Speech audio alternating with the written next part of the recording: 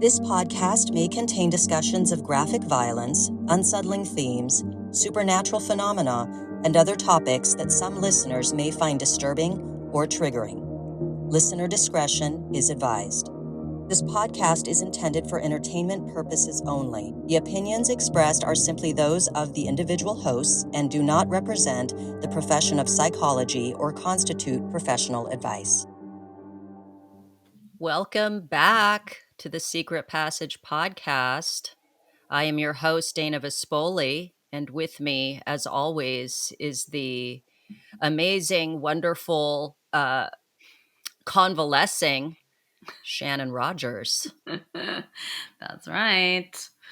Your faithful co-host. Yeah, I'm okay. I'm doing okay. Suffering from post-COVID, post-nasal drip, but that's it. Oh, man. It's funny when you went to New York and we were talking about all of the things about just the pain in the ass of travel and all that kind of thing. We'd totally forgotten about COVID, like that's a thing. Yeah, it's only the second time I've had it. And every time I have it, I'm like, I can really feel the gain of function research in this virus.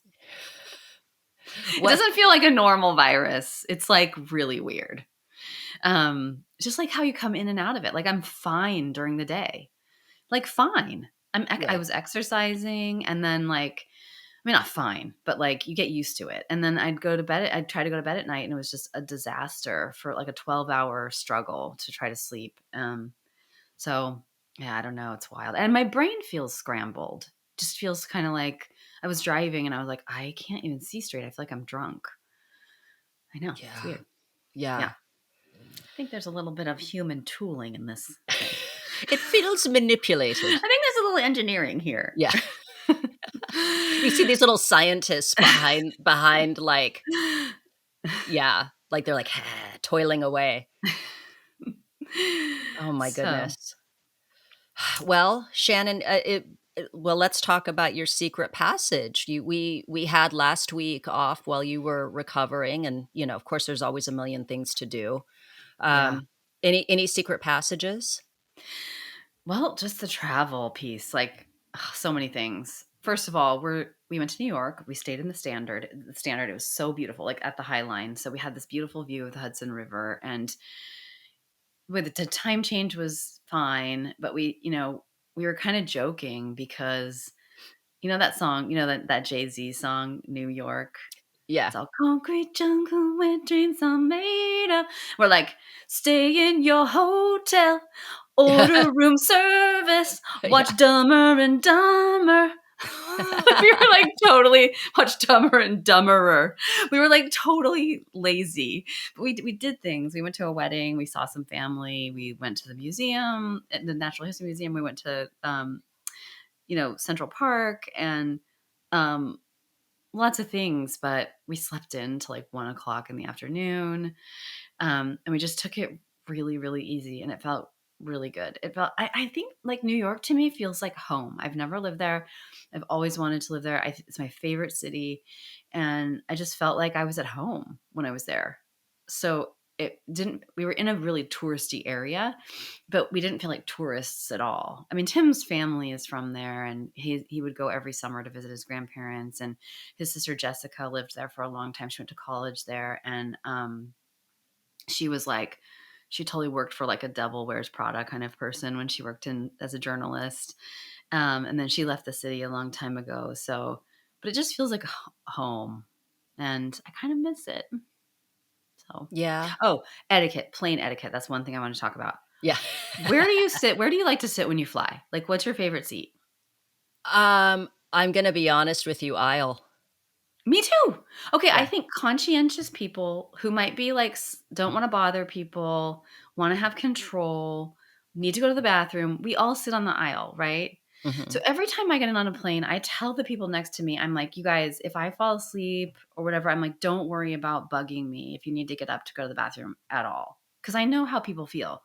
So we had the window because Tim likes the window and I was sitting in the middle both ways.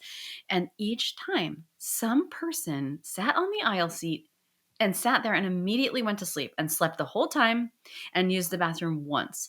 And so we had to wake him up like multiple times. And we're like, that what's the etiquette here? Like, if you're going to get an aisle seat, you shouldn't be the person who just like immediately goes to sleep and doesn't ever use the bathroom. Right? That's my Yeah. thinking. Okay. Yeah. I mean, even if I do fall asleep or whatever, I don't mind that's the thing. I don't like to bother people. I don't Yeah. mind. I understand. I'm not going to be pissed if anybody needs to get up multiple times and stuff. But like, I'm also the person, if I sit in the, I love to sit in the, what is it? The aisle, the Oh, yeah. emergency aisle, the emergency row. Like Yeah. I am the person, I'm sitting there and I'm like, this is my time to shine. And I sit there and I look at the flight attendant. I'm like, yeah, I got this. I got it. That's amazing I'll because save your fucking life. I'll do okay, it. that's good because I'm the person who every time they come on and they're like, let me explain to you how to put this on your face. There's flotation devices. I totally check out. And I was thinking to myself, I was like, if an emergency happened, I wouldn't actually even know what to do. Like I've heard this a million times and I'd never listen. Like Yeah. I'd have to look around and be like, what's everybody else doing? Yeah. Anyway. Well, Thank see, you for I'm an anxious person, Mhm. but like it's like I've been training my whole life for an emergency. So Yeah. like when the emergency happens, I'm the one that you want in your corner because Yes. I'm a Virgo. I'm like, I know CPR. I have a good, like all this shit. I was a Mhm. lifeguard in college. I got it. I mean, I will worry till the cows come home that we're going to crash, that, there's going to be a hostage situation. Mhm. But if something happens that where we can actually use the exit, the emergency doors, like I don't want that to happen, but I got you. I got you. I I'll save your love life. this. I'll It's good save to your life. know because I'm always checking those people out and I'm like, can I Oh no, trust they look like you? they don't give a fuck. They You just know, wanted they're the like leg room. drinking and they're sleeping. Yeah. Yeah. They just wanted the leg room. Yeah. Come here, Poochie. Hang on a second. He needs help getting on the bed. All right. Oh, Pooch man. Come Here on, we go. Pooch man. You got this. How about your secret? I mean, I also want to say this is not going to air this week, but I'm just like so moved watching all the hostages come home. Same. I get choked up like seeing that, like, because I just feel like a lot of those families and friends and stuff had at some point wondered if this was ever going to happen, Absolutely. Secret passage for me. I have that wonderful thing happening right now where I'm like, is it the onset of the flu? Oh Is it no. COVID? Is it Oh COVID? no. Is this my perimenopause acting up again? Is this PMS? Is this just that kind of existential ennui that happens sometimes? Like I got all these things going on. I'm like, what's going on? Oh my God. It's, Sounds fun.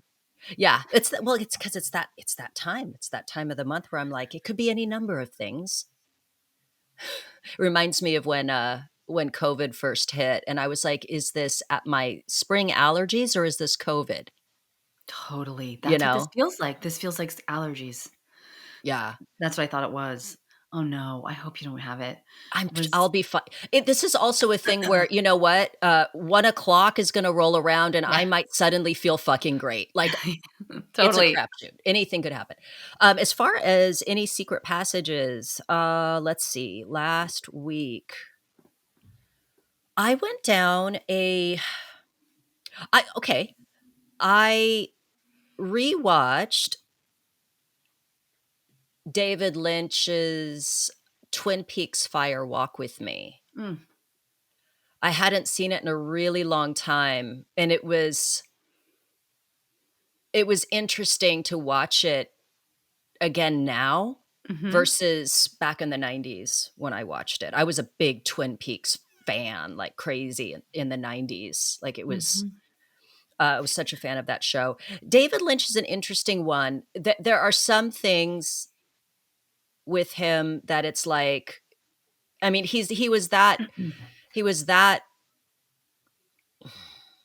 kind of special a director that like he had his own style, like that distinctive David Lynch style. Yeah. There's some things I was into and some things I didn't get into as much, but I always really appreciated him. But watching Fire Walk with Me and then seeing the whole thing from Laura Palmer's perspective was, Mm-hmm. you know, because you find out, you understand that what happened to her was her father, Yeah. basically.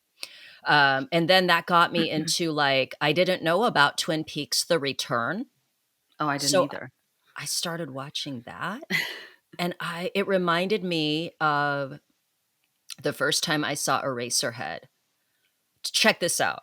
I this might be the reason why my life took such a weird turn, and I ended up like in like the seedy underbelly of San Francisco and the pornographic film industry, all that kind of stuff. The first time I saw Eraserhead, I was 13 years old and had a bad fever. Oof. And someone, I can't remember who it was, had rented a stack of videotapes. Yeah, videotapes. Yep. It was the 80s. Um, and so I was like sitting in bed watching. They moved the TV and VCR into my room since I was so sick. So I'm like Aw. watching fucking movies, and I put Eraserhead on, and I'm running a fever, low grade fever, and I'm just like watching this chicken dance, this like roasted chicken, and I'm like, what? Am I hallucinating? Like, what am I watching? It was tripping me the fuck out. And then fast forward to now, and I'm watching Twin Peaks: The Return. I'm like, what is happening? What the fuck? There are some parts. I mean, it's David Lynch being very like indulgent. You know, he's like Mm-hmm. really. This is like it's as much just a visual art piece Mm-hmm. as it is a story. Mm-hmm. And there's one section where I'm like, what the fuck is happening with Special Agent Cooper right now? I'm like, my eyes are hurting watching this. So anyway, that was, sorry to go on and on and on about David Lynch, but that was fucking my secret passage. My secret passage looked like that curtained hallway in the Black Lodge of Twin Peaks. If you are familiar with that at all, that was my secret passage. I was like, Yeah. so yeah. Yeah. I'm not a fan. I don't love David Lynch. I like him as a person. I think he's so eccentric and cool and funny. But I freaking can't stand his movies. And I also like never saw, I think I saw Eraserhead maybe in school. I liked Twin Peaks enough, but I don't know. I don't like that stuff. I don't like anything that uncanny, weird. I feel wobbly. Like I don't need more of that in my life, but I get it. I mean, our whole generation was like, he was our guy, and I get it. It's like artful and it's evocative, right? Like it puts you in a state, right? Yeah. It's Yeah. just, he veers into or veered, I know he passed away. He veered into what felt very just self-indulgent and Ah, stuff. I'm like, this is, I don't know that yes. I loved Lost Highway. Lost Mm, Highway was amazing. I was a big Twin Peaks fan. mhm. But yeah, like Mulholland Drive, I don't understand why people consider it's like one of the best movies of whatever it was. Like, Yeah. there's aspects that I love. I think he captures the essence of Los Angeles really Yes. incredibly well. Yep. Like, I'm like, yeah, there is that darkness. Yep.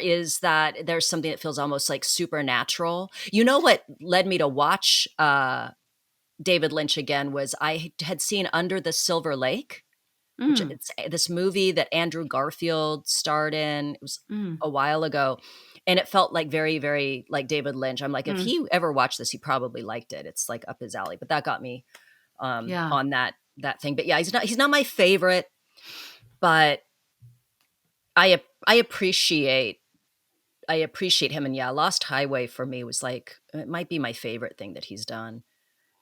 I've always Um, wanted to revisit it from this age, because mhm. maybe I would like it more. But it's interesting to hear your perspective on it, like having come back to it after some time. I might give it a shot. We'll see. But that Yeah, sounds like just make sure you're not sick when you watch it. It'll freak you the fuck out. You'll be it's like, already a fever dream. Yeah. yeah. Anyway, we are today we are going to be talking about a social media influencer who is in the news for something very tragic that happened in May, Emily Kaiser. We spoke about her after the tragedy, pretty soon after the tragedy happened with her son drowning. But she has come back to posting on TikTok and Instagram and all that, and the reaction to it is fascinating. And that is primarily what we want to look at is just so, I mean, honestly, we always come back to this conversation about social media because we're all addicted to it, to some degree. And that's We're not an addicted. accident. Yeah, it's not an accident. Like, there's a whole attention economy built around this stuff. Yeah. Yes. Mhm. And I had seen a post. She had come back and I had seen a post, and then I was seeing some comments to her post, which led me to Reddit because Reddit is fast. It's a dark, fascinating place. And the reactions were really intense. And so then I alerted Shannon and said, dude, you got to check this out. I'd love your perspective as a therapist. What is happening? What's happening with Emily? What's happening with these mostly women that are just obsessively talking about her and very aggressively in some cases, just disturbing stuff. But before we get into it, I'm going to kind of do a quick explanation for those of you who do not know who Emily Kaiser is and wonder what the hell I'm talking about. Ooh, can I say something really quick? Oh, of course. Yes, please. Yeah. So, Please do. like, after we talked about it kind of at length the last couple days, and I was sitting there last night, unable to sleep, and so awful. I dread the night. Anyway, I was like, what is it that's so compelling about this stuff? And why do I have such an aversion to it? Because I don't really follow anyone that's an influencer. And I sort of drop in on certain people, and it's usually a utilitarian. It's usually like, oh, Mary Claire Haver is talking about menopause, like, but I think there's something very creepy about the uncanny sort of mix of intimacy and artifice. Yeah. And like someone feels like we'll get into this later, but like that this person like Emily Kaiser feels like your friend, but she's ultimately a brand, and she's operating in this system that is the main sort of that rewards capturing our attention above everything else, over like like integrity, depth, honesty, accuracy. And it's not like the system, the internet or whatever, that whole social media is not like it's anti-integrity, but it's like optimized for what scales attention from the audience fastest. So it's not like, oh, unless it's like a niche market that where truth and meaning and, like vulnerability and all those things will get you more attention and likes. So her case especially is interesting in this sense because she's doing this dance with her followers now around how much honesty or like emotional honesty and disclosure is she going to give them. But I just think I think that I finally landed on, like, for myself, why this is so compelling. It's just it's like this whole weird system that you're drawn into, maybe of your free will, but then it's like it's all designed in terms to get engagement from you, and it invites you into this intimate relationship with this person who is totally a brand. Right? And it's like really imbalanced. Anyway, so that's my little 2 cents about why. No, that is it's so interesting because the way that they kind of rope you in, right? I'm not even talking about the influencers themselves. I'm talking about their marketing teams, right? There's a science to it. And if I've been following, like, COVID is what led me to TikTok. And I would just do, like, not even doom scroll. I was living in the doom. So I was looking for comfort. Yeah. And the way that a lot of these creators are regarded is, oh, that person is my comfort creator. There's a rhythm, right? There's a whole, Yes. So there's one particular, I guess she's a mommy vlogger. I'm not going to name her name because I don't want to, because she originally started out. There was just her documenting her life and her struggles. She was a nurse, pregnant, heavily pregnant, dealing with like gestational diabetes. Taking time off of work. She had her maternity leave. She has this adorable little girl that she's, that has a big personality, all of this stuff.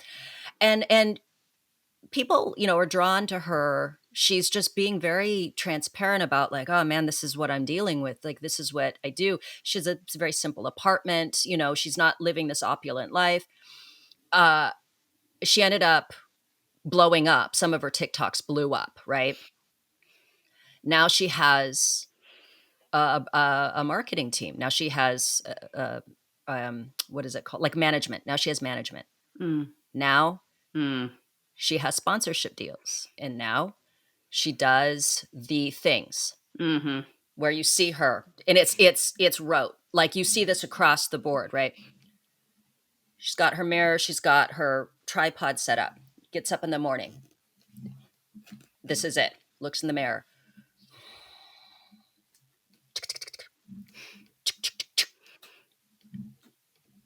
That thing they do. Yes, with the product ASMR. up. Oh, do the makeup ASMR. And then they go. I did not know that was ASMR. That's so interesting. Yeah. Oh, it totally is. Yeah, it's ASMR, and it draws you in, right? There's all these little things, and then explaining, so this is what I'm doing today, da da da da da da da da da da, and then it's like, oh my god, yes. the quick edits. Start the car, Stanley Cup in the thing, coffee in the thing. Yes. Start it back, like the whole thing, and in it there's a rhythm. There's a rhythm to it that is like very hypnotic, right? And if you go to their link in bio, all the products that they have been using, the hauls they do. Okay, just did a Trader Joe's haul. This is what I got. Just did a Marshall's haul. This is what I got. Here's my Amazon haul. And there's a rhythm to it that is kind of uniform across the board. And so that's what is drawing people in. And so she's still that cool lady. I'm sure that it's interesting because I think a lot of these people that start out authentically, just doing these things, they clearly they have a talent for that. They have a charisma to them, right? That draws the views, that then justifies the management team, that then brings in money, but it's going to cost them like some of that authenticity, most of that authenticity. And then as they get more and more and more and more and more followers, everything becomes artificial. And maybe there's that impulse to guard what is private now, because now everybody's watching you. And so you don't necessarily feel okay talking about certain things, or you want to guard certain things. It's interesting. Yeah. But that is the thing. And it feels like the Faustian bargain that these guys make. It's like, hey, do you want to make millions of dollars a month potentially? Do you want to maybe buy that big mansion in Arizona? Do you want to go on free trips with these different brands? Do you want free stuff? Do you want blah blah blah?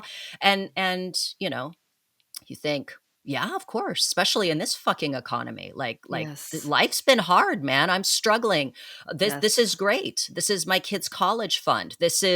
We're out of debt now. This is I can support my aging parents, you know. Of course, it's incredibly tempting, but fucking A, dude, there's a cost, as we will discover Yeah. when shit goes awry, and then you have an entire Reddit thread that wishes you were dead. You know, like it's insane, that hates your fucking guts, like saying things that, like, I don't know, just a fraction of that would like make me go, oh, I you know. know. Let's be so thick-skinned. Well, yeah, we can. I was gonna. Yeah, let's get into it, and then because I have Yeah. so much. This is really like. Yeah, Well, yeah. yeah. This is like it's a topic that have revisited, I think, a few times. This idea of social media and influencer culture. Well, Tim was Um, like, Shannon, he's like, well, what's the old school version of this? And I'm like, I don't actually think there is one. Like QVC, like it's like because there because there wasn't a model before now that encouraged this faux intimacy. yeah. I don't think. This like you're part of my crew. We, you want to like you maybe want to emulate me, or we have things in common, and we have this. It didn't foster maybe this No, parasitic. it definitely it Mm, encourages, it mhm, pushes mhm. this parasocial relationship, Yeah. because that's what's going to sell product. Hey, Right. let me tell you about my acne journey. Oh my god, I could You have my own know, acne channel. I let mean, me. it's compelling, right? It's like, who would wanna sit in a cubicle for 40 hours a week when you could just be like, "Tap, tap, tap, tap." I mean, like, it's hard I think it's hard to crank out content, obviously. I mean, I had to miss last week because I was sick.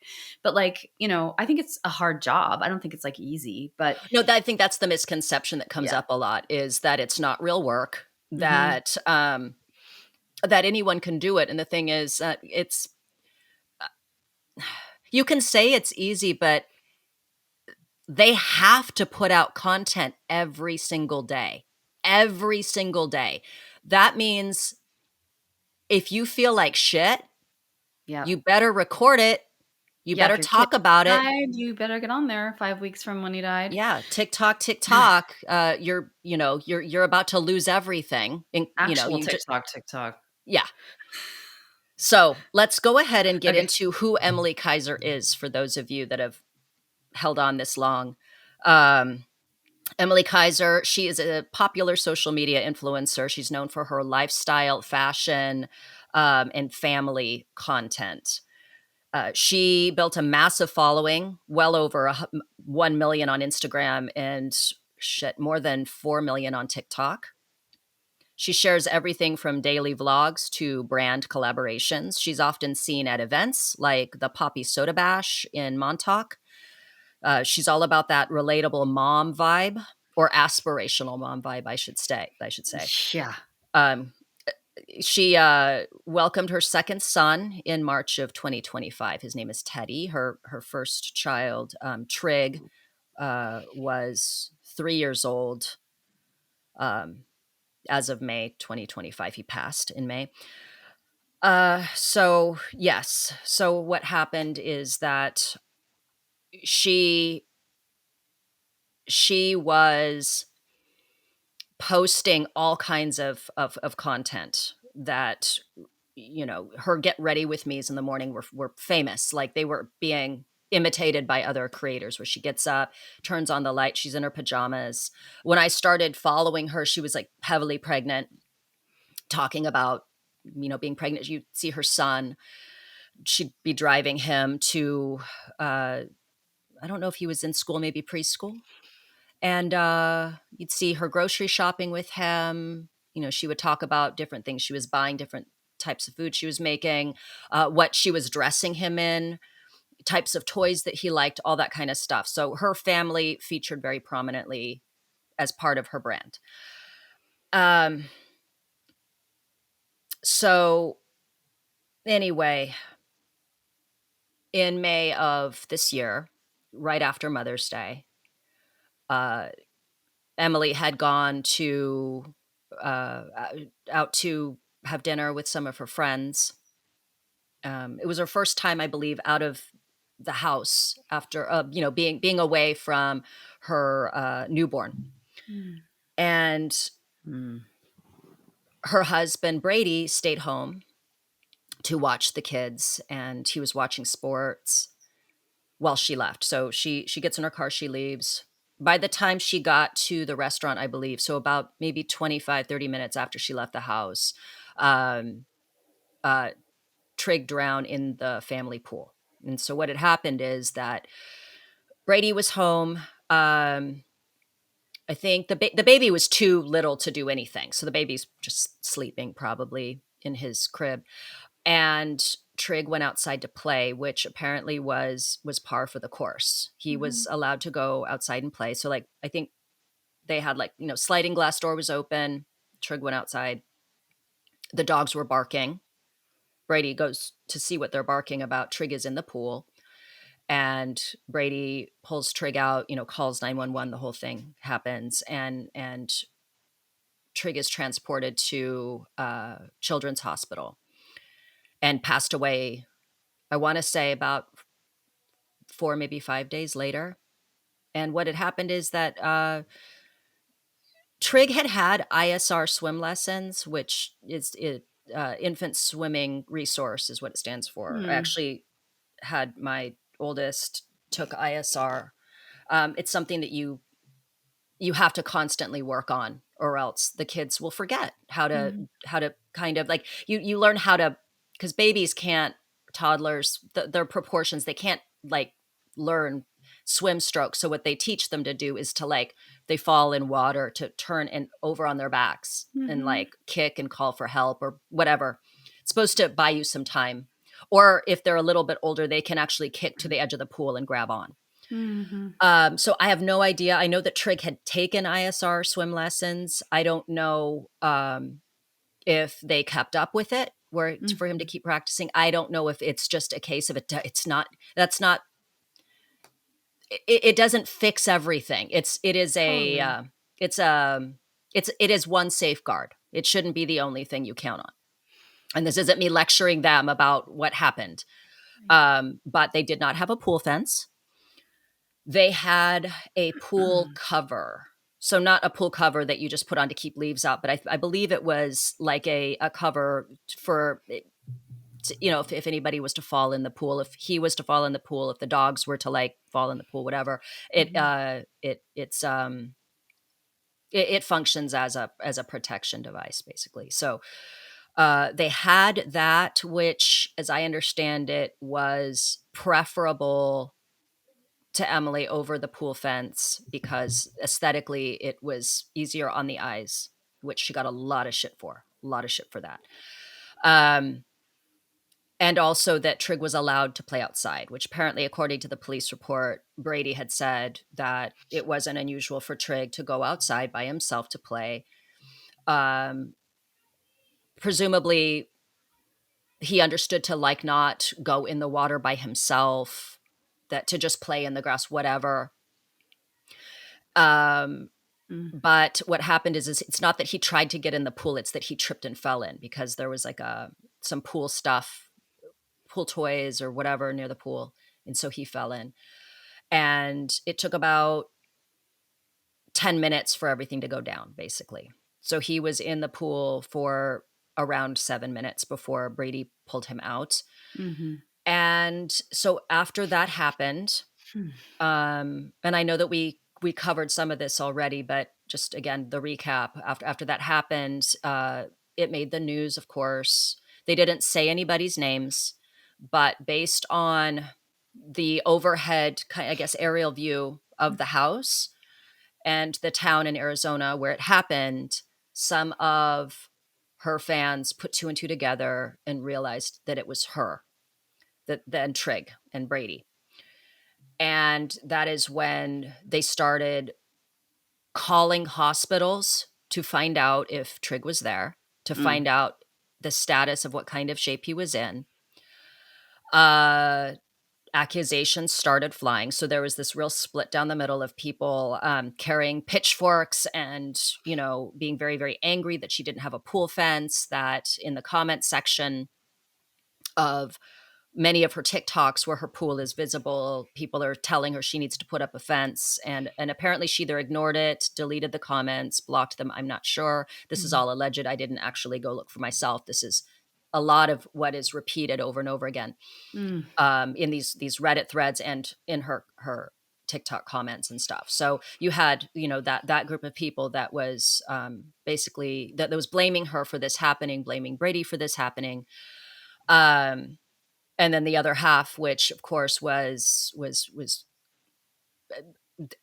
sad, sharing words of condolences, et cetera, et cetera. Some people going a little too far, having DoorDash deliver food to her house because now they knew where she fucking lived. Acting as though this happened to them, taking it on, like taking that parasocial thing a little too far. And so Emily, understandably, stayed off of social media from about May when this happened until September when she returned. And she returned with first a kind of a note just on her, like a post that was just writing, saying that she was thankful for people's kind words, etc., that she was coming back, that she didn't know the way in which she would come back, what it would look like, whatever, but it was time for her to come back. Her first post was a morning post where she got up in that kind of typical way that she used to, got her drink together, her coffee, whatever, put it on the counter, and then she addresses everyone and says that she's not here to try and act like everything's okay. She doesn't know what her content will look like moving forward. She's taking this day by day. She will talk about things when she's ready, and all that, but it's time for her to kind of get back. So that's what she did. And man, people got shit to say. People got so shit reasonable. to fucking say. I know. Man, she cannot win. This lady cannot fucking win. There is nothing she can do. Like, that is a really honest way to approach it, right? It's boundaried. It's like, I think we'll get into this more, but the entitlement, right? The sense of entitlement to, like, I always tell my clients, I'm like, when I learned this myself, I was like, oh God, what a helpful distinction. There's a difference between honesty and total self-disclosure. And it's like, it's very honest to say that. I don't know how I'm going to do this, but I'm coming back. And, and that's admitting something about what you're doing, but it's not permitting everyone to have like full access to your entire interior. But it sounds like, in a way, the response, she cannot win. Right? Like, it's like hell broke loose, right? Like, because she wouldn't give them what they felt they were entitled to. They have wanted everything from her to completely shift gears. These are some of the things that the public wants from her. Okay. They want her to completely change all of her content and become a pool safety advocate. Boring. That's the thing is, like, first of all, give her a minute. Give her some time.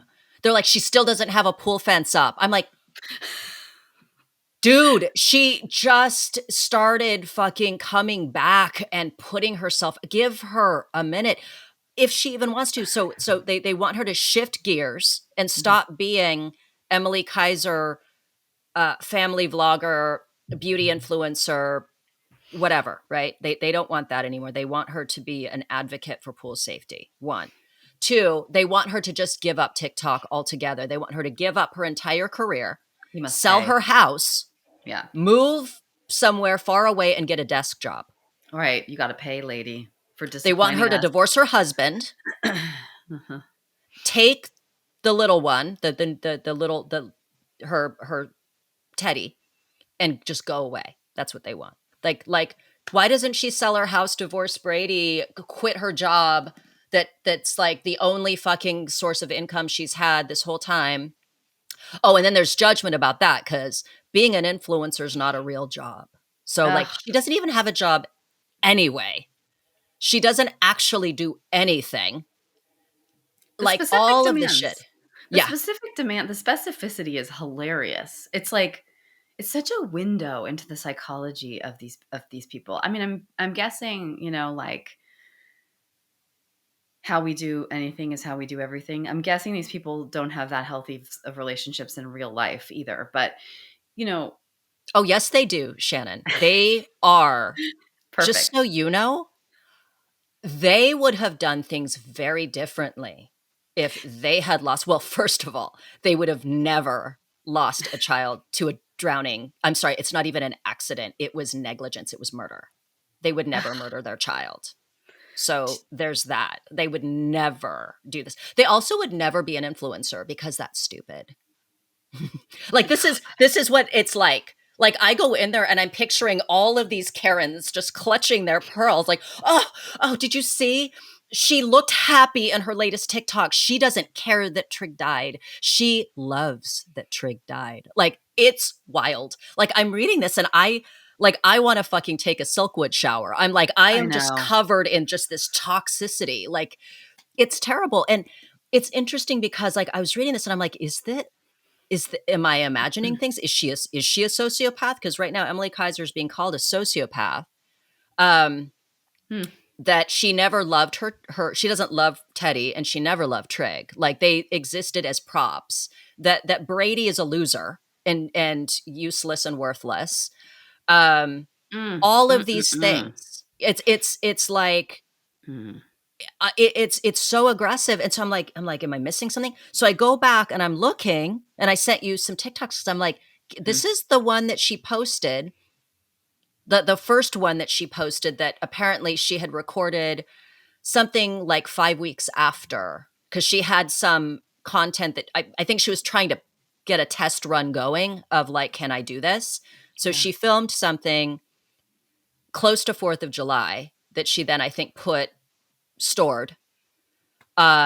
It felt like a test run. So she stored that. And then also maybe to shoot content to be able to like queue up and maybe release on a schedule. And people were losing their shit because they're like, look at the 4th of July stuff in the store she's in. She recorded this mere weeks after Trig passed away. What kind of a monster does that? So I sent you the thing and I'm like Yeah. rewatching it and she's whether she's happy or not, I don't think she is happy in it.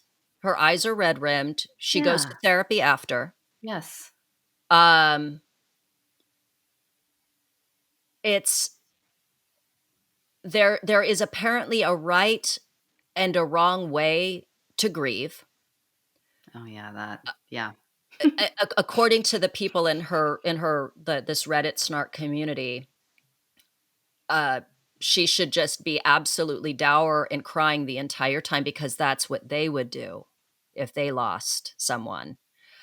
Um, like she's not allowed to ever laugh, ever experience any like pockets of just feeling okay.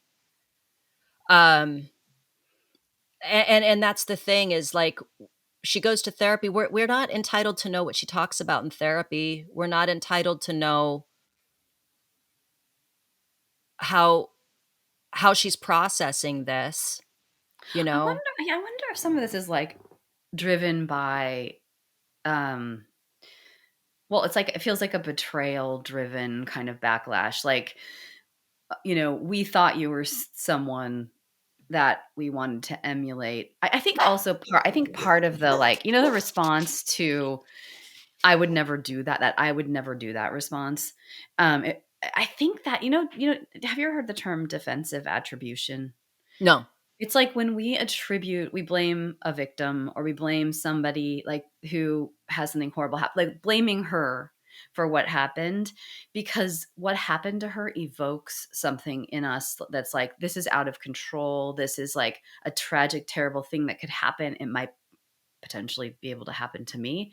And then part of the defense of like, no, that could never happen to me is because I'm not a bad person like her. I would never choose aesthetics over a pool say pool safety or my child's life. So that's sort of, I think of that less in this. Like I'm sure that's there for some people. Like, oh, this could Sure. never happen to me because I would never do that, something so reckless and stupid as she did.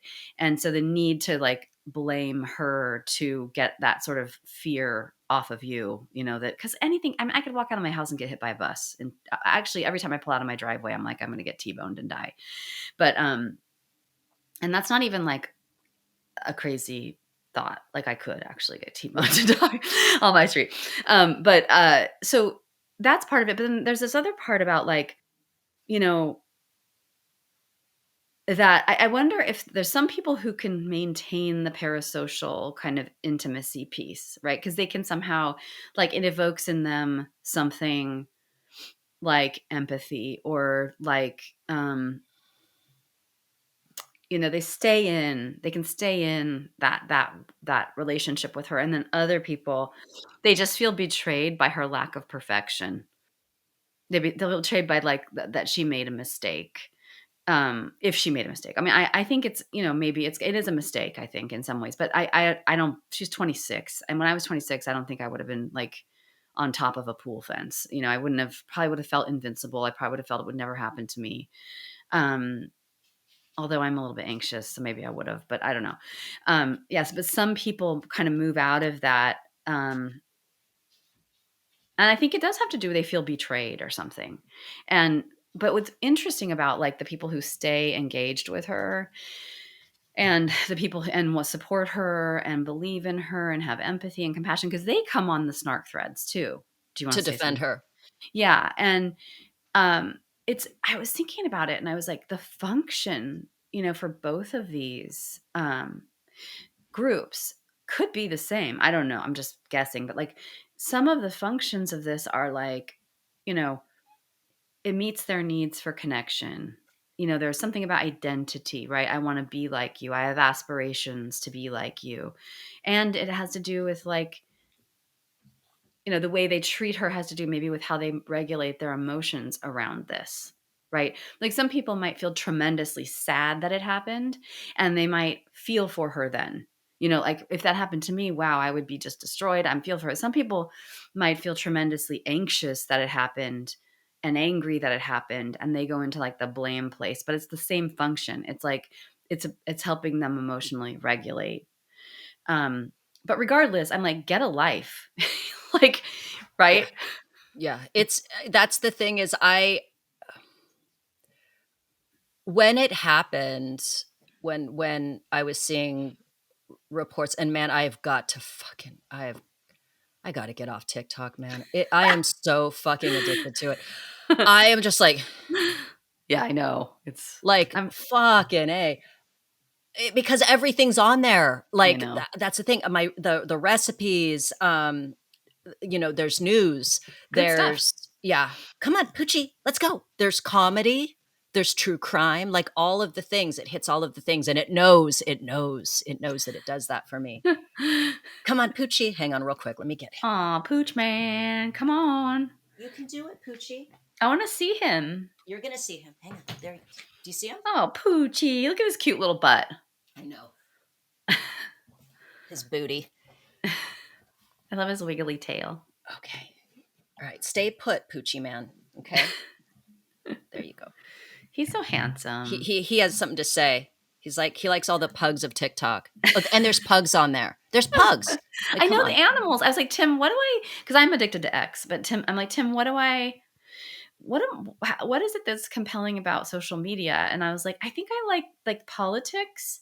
And he's all dogs. It's, there's a lot on there. Yeah. That brings, yeah, it's hard to But disconnect. It is so hard.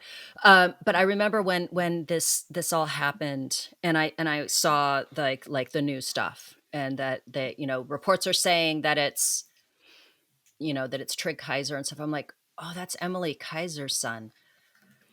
She wasn't the main, like I would watch her content and stuff because she would, again, there is something soothing about watching someone rhythmically go through life. It's the rhythm of it. Yes. That, speaking for myself, that pulls me in. I know. You know what? I have one thing. He's so cute. He really is like a handsome pug. He's like one of the best looking pugs I've ever seen. You know, sometimes pugs have like a really messed up face. Like the breeding is like their Yeah. faces are like inward. They're And so far inward. Yeah. yeah, he's like, oh, look at this. I know.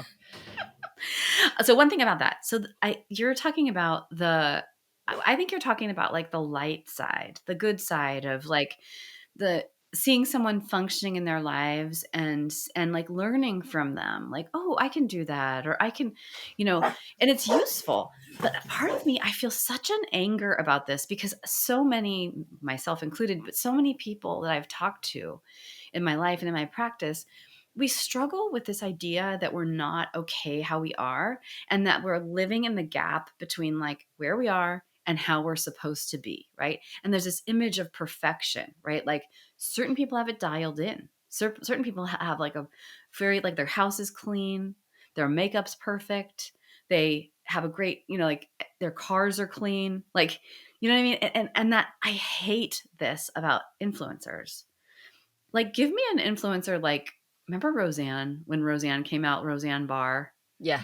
And Wait, she is was that her just name? very, very Yeah. realistic. Roseanne Barr with her show Yeah. Roseanne. Yeah. And And it was just like, yeah. not a perfect Yeah. life and family.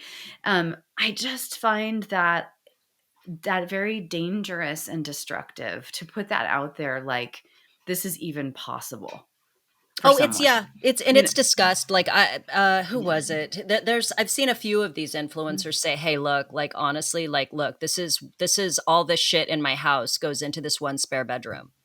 Like Yeah. you guys think I've got it. No, I won't do laundry for like weeks and Okay. stuff." That's good. So that does happen. But at the time she wasn't Emily's wasn't the primary person. Like I, of course, I follow a lot of things and people on TikTok and stuff. But when I heard that, I got that sinking feeling of like, holy shit, this can't be real.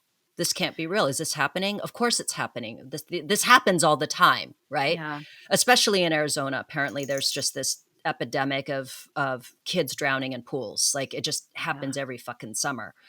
Um, I was absolutely paranoid about drownings and shit because it is like the number one thing, accident thing that kills kids. But I thought to myself, and then I found out that had been taken to a children's hospital, and I thought, oh, okay, he'll be okay, right? He'll be all right. Yes. They got him just in time. They got him just in time, and then he passed. And I remember thinking like, wow, this happens, like this happens, but also what's going to happen to Emily? Like what's going to Yeah. happen? And it's interesting when you talk about that by blaming her, first of all, it implies that there's control, Right. that things don't happen sometimes, like that everything there's like that has to be someone's fault, otherwise life isn't fair, otherwise things happen that are beyond people's control. And of course, obviously hindsight is always 2020. Like Right. I wouldn't do a lot of the things that I have done in my life if I Oh had my God. had some fucking hindsight. Like I'm like, oh shit, bad decision. But it's something that happens all the time, which is a point that some of her defenders, I guess, or even just some people that are like, there's this one influencer. She's not an influencer. She's a person that she shares things. She actually advocates for pool safety. She lost her 3-year-old son to drowning. Mm-hmm. And it was a situation where it was at her parents' home, and her parents, they had a pool fence, but they didn't have a lock on it. And she went to visit her parents with her children, and didn't have a chance. She wanted to take a shower and get cleaned up after the trip before she did anything like go to the store and find a lock, because she could not find a fucking lock. Her parents weren't home. And so what she does is she kind of barricades the gate to get in. She barricades it. And then she goes inside and she goes, I'm going to take a shower. And kids, you watching a movie? You're good? Okay, everyone's good. I'm going to go take a shower. She goes to take a shower. and her littlest gets through the fucking barricade. Ay, ay, ay. That's like, So that is almost like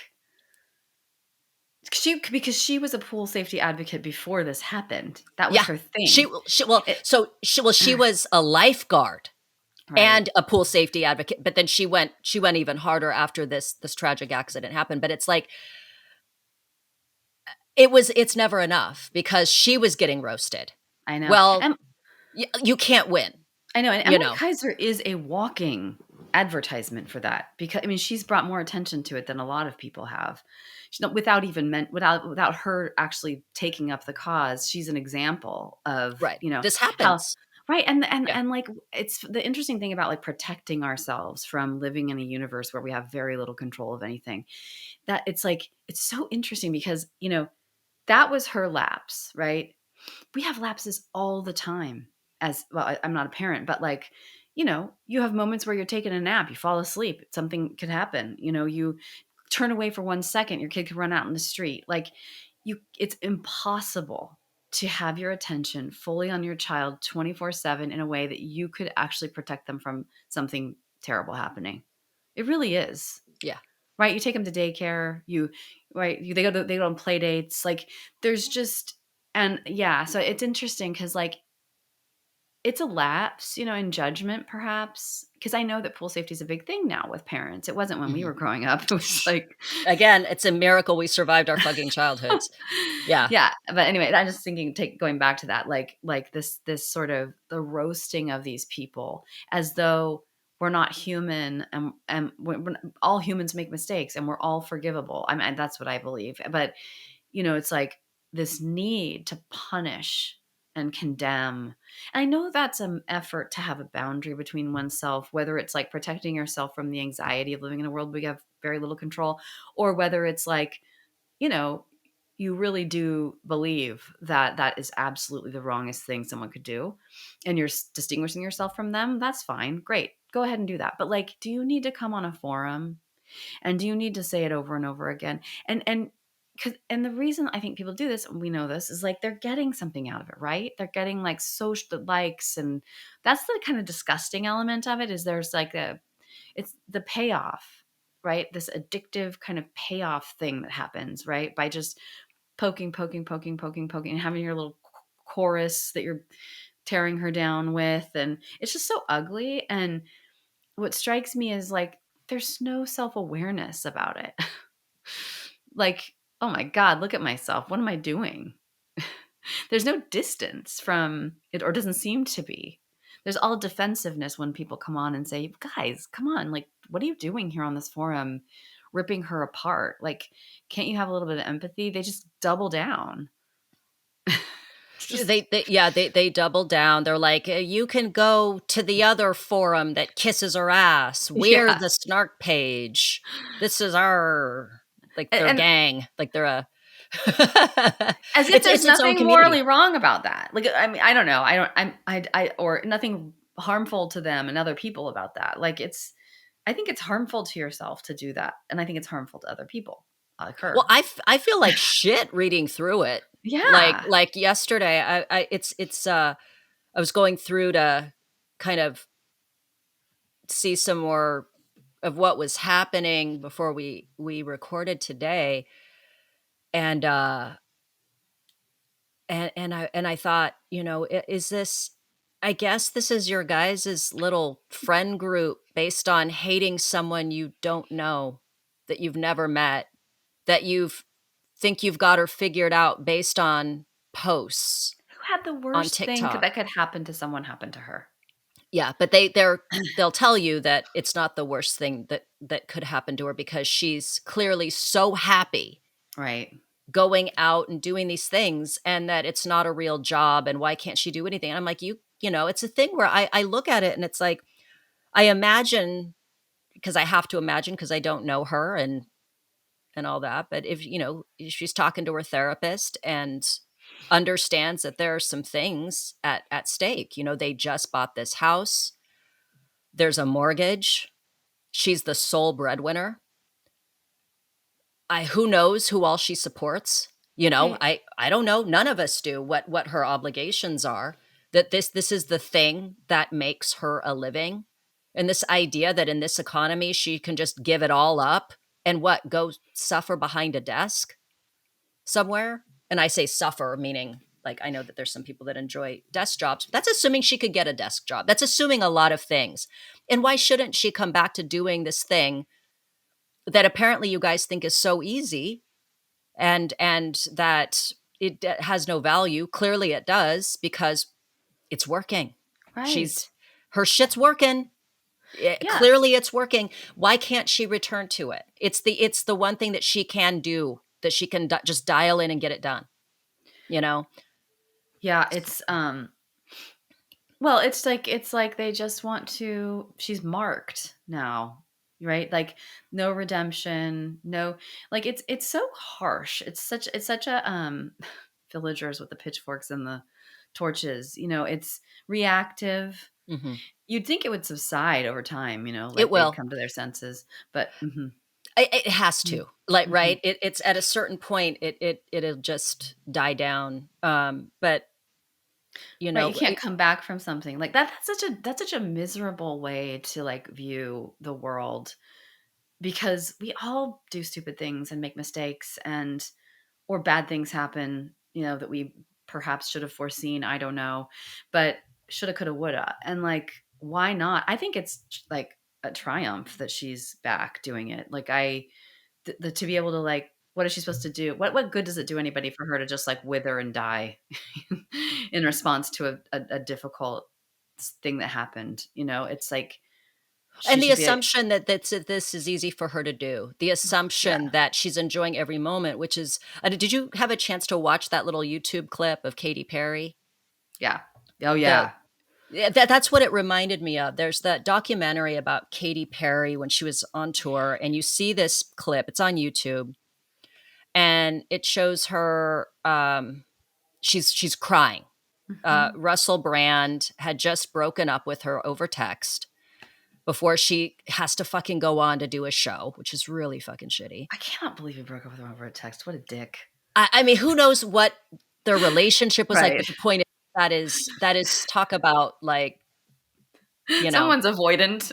Yeah. Yeah, right. But she's sobbing. She's just sitting in her dressing room, and her team is there, and it's you see, like, fans are going into this arena chanting her fucking name. Thousands of people have paid money. They're wearing their Katy Perry merchandise, and she's back in the dressing room. She's just fucking crying, and you can just see her team is just so nervous, and the guy's like, so you have choices. You can cancel, or you can, they're and she understands that the show has to go on.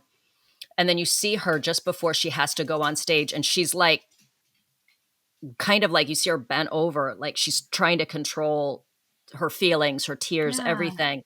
And then the curtain goes up and she just turns on the smile. It's creepy, actually. She just goes, and then Yeah. the stage elevates and she goes out.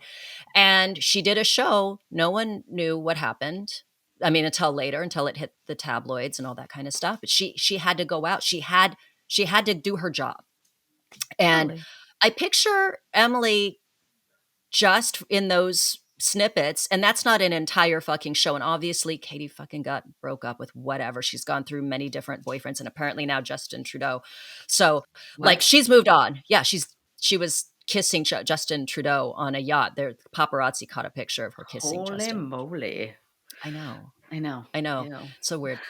She's an interesting one. But anyway, I understand she didn't lose a child. She didn't, but the point is that in your darkest moments, when you have to get it together because a lot of people are counting on you for money, all that kind of shit, you have to go on. And it's like, I have no idea how much of a dent taking months off after losing Trig. If I don't, who knows if her team hit her up and said, "Hey, listen, I don't know what you want to do, but you've got to get back to work, because there will be other influencers and these brands that have partnered with you will move on. You have a mortgage. You're supporting your husband. You're supporting your baby. Who knows who else she's supporting? Who knows what other debts that she is paying? Who knows if she managed her money well or not? It's kind of pointless. The point is, she had to get back to work. Right. Whether that was easy for her or not, who cares, right? Well, guess what, dum-dums? Like, all of us lose everything and everyone we love eventually. Yeah. And like, the show must go on. Like, it doesn't Yeah. do anybody good if you just stop functioning. And it's so why, I mean, maybe it's because there's a sense of intimacy, and then you only get the one side. You don't see the tears. And so in your mind, you're putting it together as though they don't exist. But like, this is like what we all do. We walk around all day making stuff up. And like, we talked about this yesterday a little bit, like in behavioral therapy, like there's a thing about topography and function. So like there's the topography of behavior, and then there's like what it looks like on, like if you look at a map, like a topographical map, Right. you know, you can see what's going on the outside, but you have no idea what the function is of that behavior on the inside unless someone tells you. And there's this whole thing of like, you could look at Katy Perry and be like, ooh, that smile, ooh, what a psychopath. Or you could look at her and be like, oh my God, that woman is totally psychologically flexible. Like, she values her relationship. She's aching inside. She's like, wants to curl into a ball and quit. Also, she's presented with this other situation where her career is very important to her. Her fans are very important to her. So she can move from total devastation, I want to throw up, to I need to perform right now because all these people are depending on me. And to me, that's like beautiful. You know, I think that people just, I think it says so much more about the people who are in these rooms saying what they're saying than the person they're talking about, right? It's like so revealing about their own psychology. Oh no, the call is Assuming the coming worst. from inside the house. Yes. Yeah, the call Yeah. is coming. It's like Black Mirror, Black Mirror. This is like a Black Mirror episode, watching her, blah, blah, blah. I'm like, no, you guys are the fucking Black Mirror episode. You Right. guys. Take a look in the mirror, honey. Yeah. Yeah. Like, look at you. You don't know this person. You know nothing about them. And you come on here every day and you just Seethe. yeah, tear them down. You know, you probably just, that's the thing, is that's the Black Mirror, that we are living in a time when relationships are formed in the shared hatred of a stranger. That's wild. Ugh, yucky. Yeah. So that's the thing. Yeah, and there's such a feeling that comes off of it. Like go in there. I'm like, they're all saying the same thing over and over and over, and they're just waiting for her next post. They're just waiting for her to do something that they can just judge into the fucking ground. And I hope that she never sees these comments. I hope that her team, if I had to guess, I know I sent you this message yesterday, but if I had to guess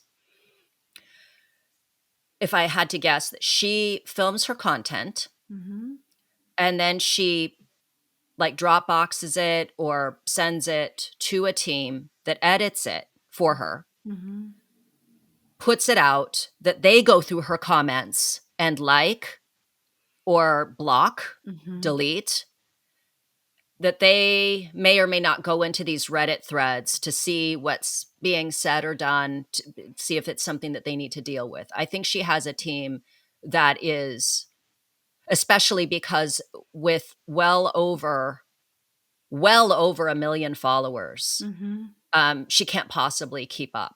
And so she has people that help and that go in and stuff and do all that for her so that she doesn't have to. And I hope that's what's happening. And I hope she sees none of it. Because, you know, it's that thing. I think about that one creator on TikTok, Veronica, who she was doing everything she could to protect her son and she was getting roasted. Well, then you failed. I know. You failed. You fucked up. You're a terrible mother. You should have known better. Why didn't you X, Y, and Z? And she actually has a very funny response to these people. You know, she's able to, I mean, this happened many, many years ago, but it's you can't win. And the problem is, and this is where I talk about like the Faustian bargain of being an influencer, is it seems like such a dream job. And there's so much resentment towards like Emily, there's resentment towards Avery Woods, towards Lindsay Arnold Cusick, all these different creators. Mhm. That there's that fucking price you pay. Oh, I organized my entire life. I try not to anymore, but I'm 52 now, and I'm like still working on this. I mean, my whole life is organized between like around like don't hate me, don't hate me. Right? And like um to make yourself the object of anything, right? The object of people's love, the object of their anger. Then you can become the object of their anger and their hatred and their contempt. And to be able to to offer yourself up in that way and to be able to tolerate that stuff, it requires quite a bit of like, for me, I feel like I'm just coming into this for myself, which is through a little bit of exposure training from getting a bad review from some person who, that review is gone, by the way. He had to delete it. Thank goodness. But it was hard. And then we have our own hater. Tim wants us to talk about the hater on the trapdoor episode. Okay. We could. We wouldn't name the person. We have a hater. No. But and it's like, it's good experience, it's good exposure, because living your life in a way that you're like trying to avoid people not liking you is no way to live. It's like Nah. but coming into your own enough to be like, I'm okay with who I am is a thing. It's like a journey. I think it's very hard to reach a state where you're kind of like, you know what? I am living in integrity with what I believe and my values. And if people hate me, that's okay. I'm okay with me. And I have a little bit of that now, enough to do a podcast. But Right. like, part of me is like, I was worried about this podcast because I was like, I don't know if I can handle just people saying things like, "Oh, Shannon, whatever. She's like, her voice is stupid, or what she said is dumb, or I hate her. She's annoying." Like that. We so hard. But I think it's, so yeah, you're right. I mean, there are all kinds of costs. It's like, I mean, having to record it, you know what this is like from your work, that to having to churn out content and keep up with the grind of that when you're feeling like you felt this morning. And, when it's so devaluing. The whole thing is just it's like propping someone up and then just devaluing them and eviscerating them and getting off on it. It's just so gross. Anyway, Yeah, it's interesting. You know what I was thinking about with these like aspirational these I guess they're also called like, affluencers, oh right? yeah. It reminds me of like during the Depression, remember that the types of Hollywood movies that were so popular. Oh yes. It was like opulent wealth, Oh my like gosh, yeah. castles and Ginger Rogers and Fred Astaire and dancing and singing and traveling and and it was people struggling to put food on the table and wondering how the fuck they were going to survive, could escape into this opulent imaginary fantasy world. Oh my God. Wow. Yes. I And see it where you're feels, going. yeah, and nowadays there is something that I think it's this interesting mix, because I think it was clear, at least during the Depression, it was clear that this is a fantasy, right? You had that block, you had a screen, Yeah. and you had, of course, most of these movies were musicals, so there's like singing and dancing, so you understand that this is imaginary. But we have gotten to a point where we are blurring the line so much between what is real and what is imagined, I think, just especially entering into this kind of like postmodernist kind of space that we're in now, where we don't necessarily want fantasy so much, or we understand our fantasy is over here and our perceptions of reality over here, and our phones are close, we're so close to them, and so these influencers, we maybe intellectually we understand that they're hawking wares, that they can't possibly wear all of these clothing hauls that they have come in, that you know that a lot of this is brand deals and partnerships and stuff. But we want to pretend it's real enough that we keep watching it. It's like escapist or something. It's a form of escape and a form of like, maybe I could do this. Right. I know. And there is something, I was just, as you were talking about this, I was just thinking like, if they're selling hope. It could feel, well, they are, but it's like, it's interesting. Yeah. Some people feel defeated by it. Like my response to it is interesting. Like, but I fall into this trap a lot of like, one time my therapist said to me something like, because I hate, how that running to-do list. There's always that desire. And I this happens, clients talk to me about this all the time. We always have the sense of like, I want to complete this. I want to achieve. And it's not achievable. It's like a garden. It's like planting a garden, right? It's like, it's not finished ever. You got to pull weeds. You got to get rid of pests. You got to plant new things. It's a work in progress all the time. And you just have to kind of get used to that. But like, there's this, I don't know where this comes from. But for me, at least, there's a sense of, like this image of perfection, as though like the cycle of messing and cleaning of your house doesn't happen. Like I could reach this pristine, this place of perfection and maintain it, right? Like all the windowsills are cleaned out, no dead flies in the windowsill, right? Like, and and it makes it feel achievable somehow that they're doing it. And there's something about, some people can feel like, oh no, that's but there's something I get out of it. Like it keeps me, it does have this sense. I'm using too many words to try to describe this feeling, but there is something about it that's like somewhat pleasurable. It's like going into Whole Foods. Like we used to go into Whole Foods when we were younger. My God. Yeah. Right? It's like organized and orderly and clean and everything's healthy, Right. As though life could be that way, right? Life is messy. I talk about this a lot in therapy. My consultant came up, with this, and it's a perfect metaphor. She's like, I'm a swamp. I'm not a golf course. And we're always trying to be the golf course, right? We're always like, but it has to be manicured. It has to be perfectly whatever. And it's like, it requires so much maintenance, but really I'm a fucking swamp. And it feels better to just be a swamp. And swamps are alive, right? There's a lot going on in a swamp. They're not artificial. Right. But I feel like in my life, I'm always like, I'm not willing to do what some people do to be the golf course. But I live in this space of like, ooh, I want to be a golf course. I'm just over here being the swamp and dropping like, chlorine tablets in it. Like that's as far as I'm willing to go.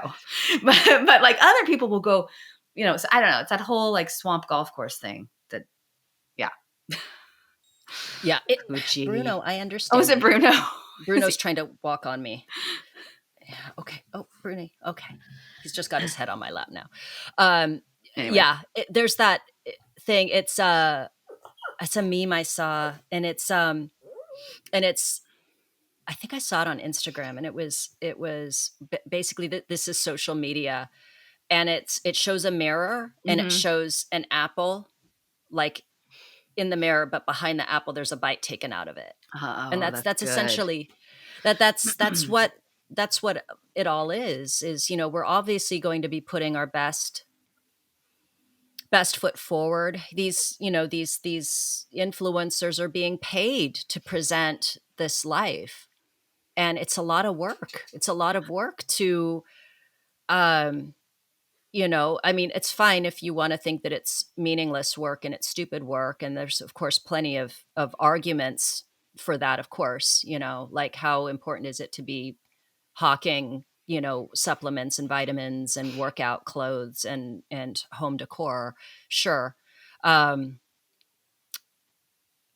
it is their job, and they're paid to do it, and they're paid ridiculously well. And that says more about just our system than anything else, that clearly it's working. People are buying these things.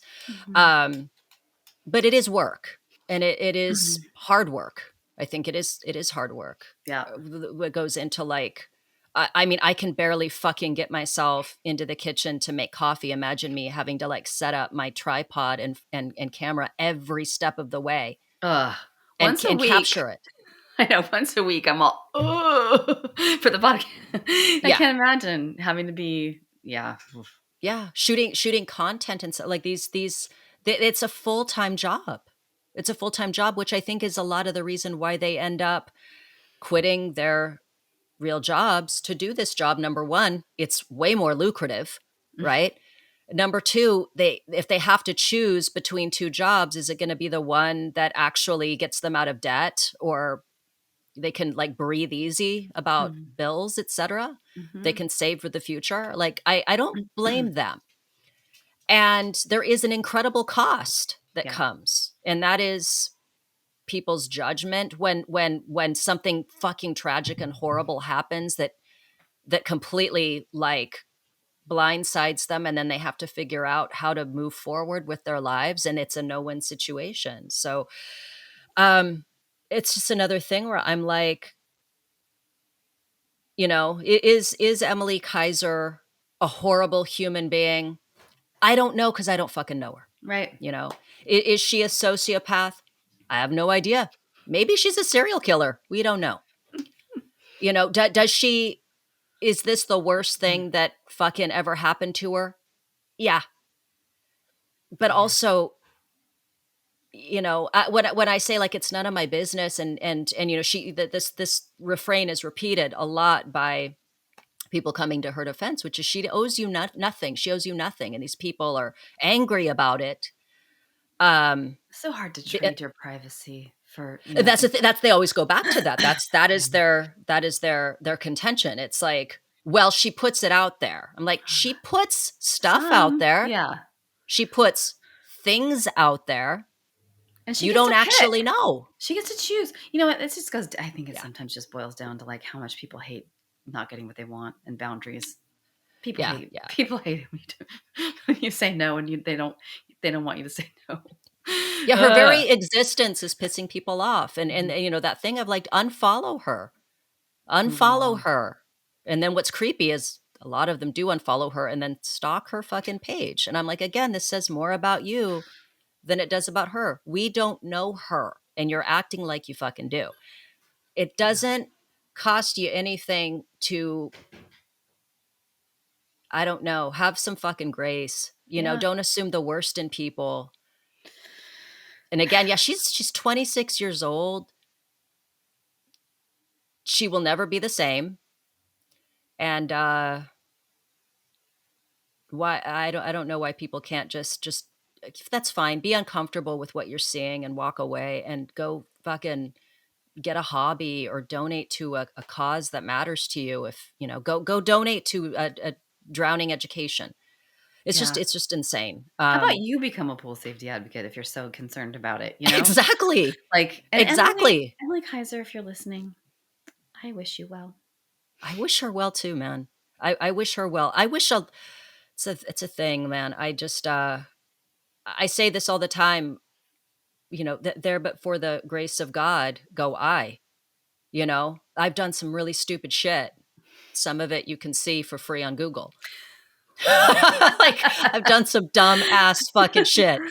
And I am not here to judge anybody. And again, I'm lucky to be here. I'm lucky to be alive. I'm lucky to have friends. I'm lucky to have my kids. Like I wish, I don't know. I just wish that we could fucking wish well for everyone. Right. Like, I understand, like, my old supervisor used to say this and I just love it. She's like, the only true refuge is a heart of compassion. And Yeah. it's true. But it's not to say that you need to slap compassion on top of anger or resentment or whatever. But like the it's not good for you to rest in contempt and anger and snark and whatever. It just isn't. Yeah. And, you know, it's just a much better life when you can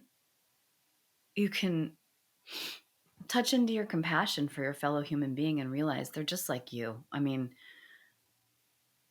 we're just like each other in so many ways, right? We're fallible. We there are oversights. We fall asleep. We don't, we do stupid things. Sometimes we're mean. Sometimes we're petty. Um, the best thing you could do is really ask yourself, why am I? What's up? What's up that I'm doing this? what am I Yeah. getting out of doing this? And what is this putting into the world? How is this, and I don't know, reorient towards your values, guys. Yeah. Yeah. Well, And that is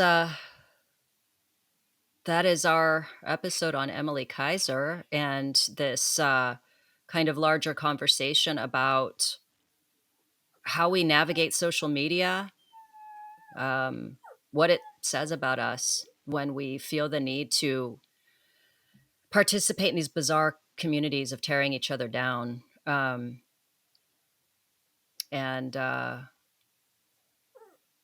always have compassion. Try, man. It's a it's a muscle you have to exercise. And yeah. in my a lot of my scripture reading and what my pastor says, um, if you don't exercise the muscle, it gets weak. And obviously we're not perfect, and I can be a snarky asshole Oh too. yeah. Of I course I love it can. sometimes. Yeah. Yeah, but then I have to remind myself at the end of the day. I'm like, okay, but like, let me think about why I'm saying this or why I'm feeling this way, and let me remember that God made us all. We're all connected, Yeah, and you have to and cultivate an open heart. Like your heart yeah, isn't always open. Your heart does close down when you feel hurt or scared or threatened or whatever. And it's worthwhile to cultivate an open heart and kindness and compassion. Yeah, like you do in your practices. yeah, you have to, and maybe it looks like forgiveness, right? I forgive. Um, it's an active thing. You don't just automatically love someone or care or wish someone well. Sometimes you have to work at it. Yeah. So yeah, wow. Anyway, let us all not be on social media too much. Amen. And I'm glad to be back. I'm glad you're feeling better, Shannon, Thank as you you. cough. I know. I had a throat twinge. I know, I'm So glad we're back. yeah, We'll yeah, be love back love. next week. We'll be back next week. Love us or hate us on our on our social media, please. On Instagram, we are at Secret Passage Podcast. On X, we are at Secret Pass Pod. Right? Yep. Yeah. You can find us on Patreon as well if you're so inclined. And questions or comments, you can always email us ideas for episodes, things you want to see, etc. And we will see you next time. Bye. Bye.